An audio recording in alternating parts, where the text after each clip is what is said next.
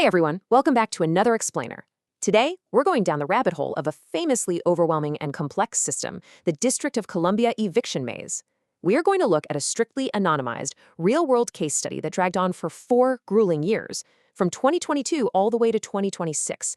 And really, we want to see how these well-intentioned, systemic safeguards end up taking a massive, unavoidable toll on literally everyone involved. Here is our roadmap for today. We'll start with the initial rent default, then map out the notice labyrinth, dive into the courtroom battles, tally up the staggering financial toll, and finally look at the actual eviction execution.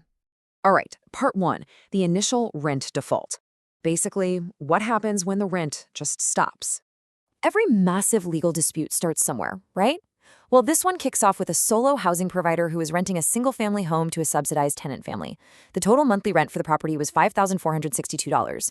Now, because this family was part of a housing voucher program, the government subsidy actually covered the absolute lion's share of that, about $4,828. So the tenant was only responsible for their income-adjusted portion, which was $634. But they stopped paying that $634. And that single missed payment was the spark that lit this entire 4-year fire. Now, you might be thinking, okay, well, just file for eviction, right? Well, not in Washington, D.C. Before a landlord can even think about walking into a courthouse, they have to prove absolute, perfect compliance with local laws. We're talking an active basic business license, properly registering the property, and filing strict rent control exemptions with the city. If just one tiny piece of paperwork is out of date, your case is dead on arrival. Which brings us to part 2, navigating the notice labyrinth. This is where you see bureaucracy in full motion. Once a landlord actually proves they are compliant, they enter a phase that can literally add years to a case. Think about this timeline. The rent stopped in late 2022. The landlord filed a lawsuit in 2023, and it was entirely dismissed. So they filed a second lawsuit in 2024. Then 2025 was basically entirely swallowed up by procedural delays and technical arguments. It wasn't until early 2026 that this case finally went to trial. 4 years, all to resolve a dispute that started over a $634 monthly shortfall. So why does it take so unbelievably long? It comes down to insanely strict notice requirements. First, there's a highly specific 30-day notice of past due rent. Then, you have to serve the local housing authority, which is mandatory if you have voucher tenants. Finally, you file the official summons. In that very first 2023 lawsuit, the tenant's legal team argued that the 30-day notice was missing some very specific, legally required wording about federal subsidies, and that the substitute service wasn't handled carefully enough. And because of those technicalities, the judge threw the whole case out. The landlord had to restart the entire multi-month process from absolute scratch. Okay, moving to part 3, the courtroom battles, where both sides argue irreparable harm. By the time we hit early 2026, the human and financial tolls have just reached a boiling point. In the courtroom, the judge is staring down 2 incredibly severe realities. On one side, you have the tenant pleading for an emergency stay, arguing that an eviction would cause irreparable health impacts to her severely disabled 16-year-old son. It's a genuinely heartbreaking situation. But on the exact same token, you have a solo landlord who followed every single rule and is absolutely drowning in years of unrecoverable financial losses. The frustration literally spills off the pages of the legal filings. Listen to this incredible quote straight from the landlord's attorney. "Cases like this are the reason I can no longer advise people to become landlords in the District of Columbia. The financial risk is simply too great. It is wild to think that the very system meant to regulate housing is actively driving smaller, solo housing providers right out of the market." The landlord's counter-argument was super pointed. Any irreparable harm is caused entirely by her failure to pay rent. But here's where it gets even crazier. The financial bleeding wasn't just from the unpaid rent itself. The landlord got caught in what you might call an inspection trap. During this brutal 4-year wait, they were hit with repeated city sanitation fines, and the tenant was intentionally damaging the property, literally removing smoke detectors just to purposefully fail city inspections.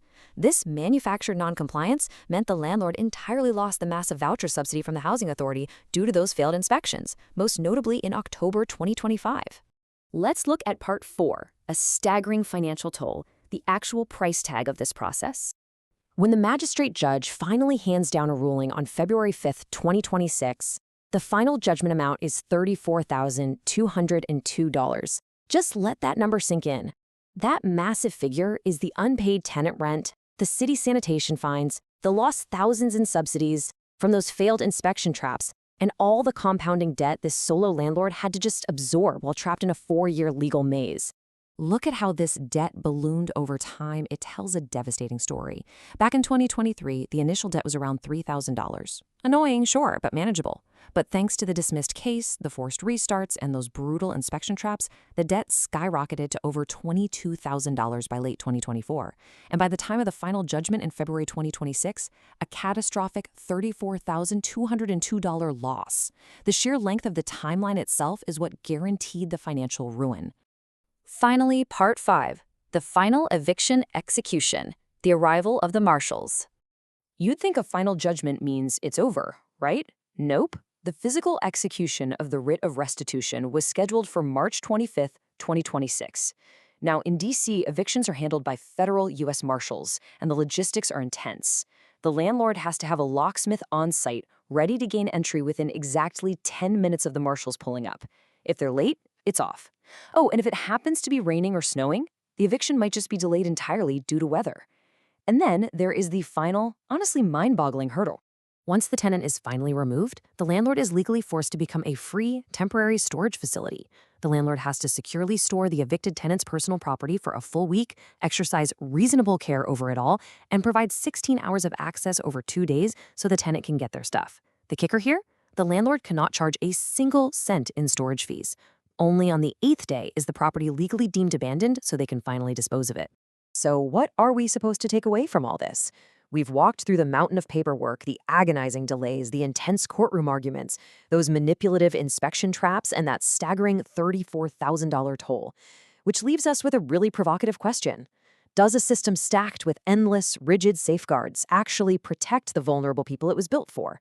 Or, as this 4-year labyrinth really seems to suggest, does it simply guarantee mutual financial and emotional ruin for absolutely everyone involved?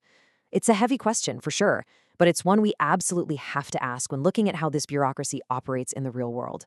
Thanks so much for joining me on this explainer, and I'll catch you in the next one.